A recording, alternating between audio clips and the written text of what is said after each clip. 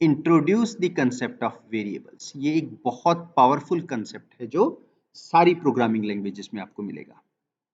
तो ये देखिए, व्यू ये है कि अगर मान लीजिए ये आपकी कंप्यूटर मेमोरी है। कंप्यूटर मेमोरी देखिए, हम जब मेमोरी की बात हम करेंगे तो हमारा मतलब होगा रैम से, यानी कि रैंडम एक्सेस मेमोरी। तो आपको पता है कि कंप्यूटर में जो भी चीज चल रही है उसको रैम में होना पड़ेगा। तो मान लीजिए अगर ये वैल्यू 3 है, तो हमने अगर 3 + 2 किया है तो 3 कहीं पे स्टोर्ड है, 2 कहीं पे स्टोर्ड है, एंड देन उस पे जब हमने ऑपरेशन लगाया प्लस का तो हमने उसको कहीं पे जो है 5 स्टोर कर दीजिए मान लीजिए। अब यहां पे देखिए हम क्या कर सकते हैं, हम इस वेरिएबल एक वेरिएबल नेम अटैच कर सकते हैं किसी भी वैल्यू के साथ। ऐसा हम करते हैं using assignment operator equal to. तो मान लीजिए अगर मैं लिखता हूं a = 2, तो अब इसमें ये देखिए हमारा है वेरिएबल, और ये जो हमारी है ये इस वेरिएबल की वैल्यू है। आपने अभी तक गेस कर लिया होगा, सिंस इसकी टाइप होती है तो वेरिएबल की एक टाइप भी होगी, राइट। इतना एक्सप्लिसिट नहीं है ये पाइथन में, लेकिन फिर भी इस कंसेप्ट को साथ में लेके चलना जरूरी है।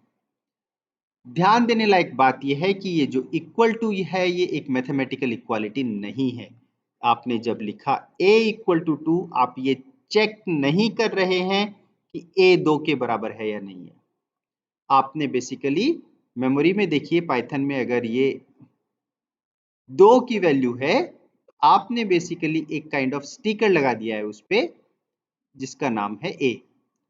आप कोई दूसरा स्टिक अगर आप कोई b = 2 करते हैं तो पाइथन क्या करेगी, एक दूसरा स्टिकर लगा देगी एंड उसको भी b के अटैच कर देगी। जबकि सी या जावा में आप जाएंगे तो आप क्या करेंगे, सी या जावा में देखिए वेरिएबल का कंसेप्ट होता है एक कंटेनर का।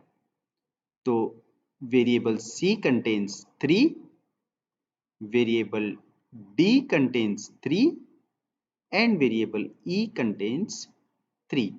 कंटेनर का कंसेप्ट पाइथन में नहीं है।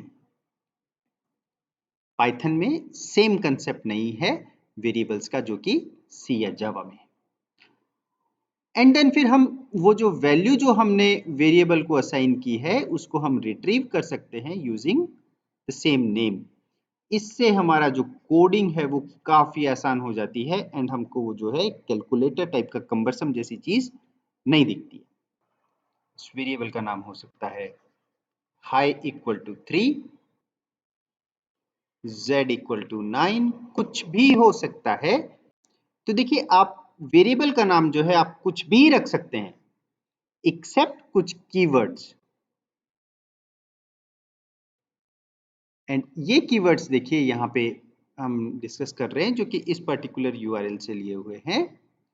तो ये देखिए सारा फॉल्स हो जाएगा, आपके ट्रू हो जाएगा, नन, एंड ये जितने भी जो नाम आपको यहाँ पे दिख रहे हैं you cannot use them as a variable name. तो अब अगर मैं देखिए लिखता हूं वेरिएबल नेम a = 3 एंड मैं करता हूं शिफ्ट एंटर या कंट्रोल एंटर, देखिए शिफ्ट एंटर से नेक्स्ट लाइन में चला जाता है। तो अब मान लीजिए अगर मैं प्रिंट करना चाहता हूं वैल्यू ऑफ a, तो ये मेरे को प्रिंट कर देगा 3।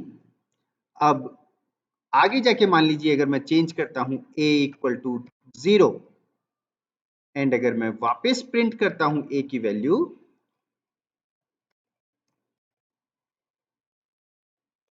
तो ये देखिए मेरे को 0 दे देगा। तो बेसिकली अब a की वैल्यू आप जो है इस असाइनमेंट ऑपरेटर से असाइन कर सकते हैं कुछ भी। राइट हैंड साइड में जो चीज है वो एक वैल्यू होगी। अब मान लीजिए अगर हम कोई कीवर्ड यूज करना चाहते हैं, for example let's say else = 1, ये देखिए यहां पे हमको सिंटेक्स एरर मिलता है कि ये इनवैलिड सिंटेक्स है। आप कोई भी नाम इसको दीजिए जो कीवर्ड में है। ये देखिए, cannot assign to a keyword, तो आप उन कीवर्ड्स को जो है कोई वेरिएबल नेम नहीं दे सकते हैं, वो किसी वेरिएबल का नाम नहीं हो सकते हैं, उनको पाइथन ने किसी और कामों के लिए रिजर्व करके रखा हुआ है।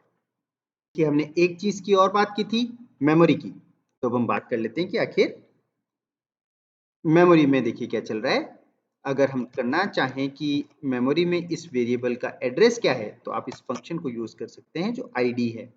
तो जब आप id में इस कमांड को आप यूज कर सकते हैं जो id, जब आप इसको अब देखिए चलाएंगे तो आपके आएगा एक एड्रेस।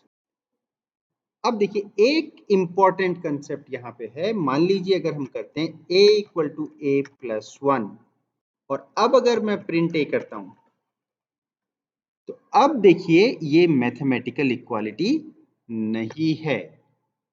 a की वैल्यू यहाँ पे 0 की थी हमने, और उसके बाद में उसको कभी भी चेंज नहीं किया है। यहाँ के अलावा यहाँ पे जब हमने इसको चेंज किया तो हमने चेंज किया है a equal to a plus 1। a की वैल्यू 0 है, 0 प्लस 1 इज 1, a को 1 असाइन हो गया, एंड जब हमने प्रिंट किया तो यहाँ पे 1 आ गया।